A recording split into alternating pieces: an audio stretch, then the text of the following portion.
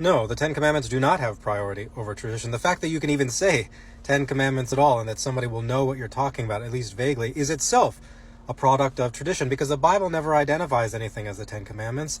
And there are three potential candidates for lists of things that could be the Ten Commandments. The Ten Commandments are given 3 times in the Bible. The most famous list is in Exodus chapter 20, where Moses goes up to Mount Sinai and gets a bunch of commands on some tablets.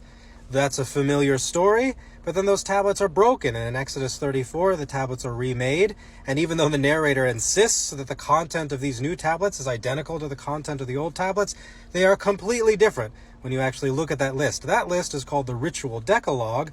That list is actually referred to in Hebrew as the Eseret HaDevarim, which is like the 10 sayings. That's the closest that we get to the 10 Commandments. But the content of that list looks absolutely nothing like the content of the list in Exodus chapter 20.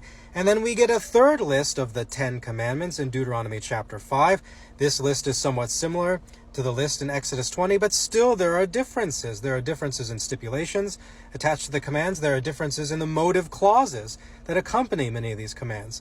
The fact that we have 3 sets of 10 commandments is itself a product of a long traditioning process. The 10 commandments have no clear priority over tradition. The 10 commandments are themselves tradition.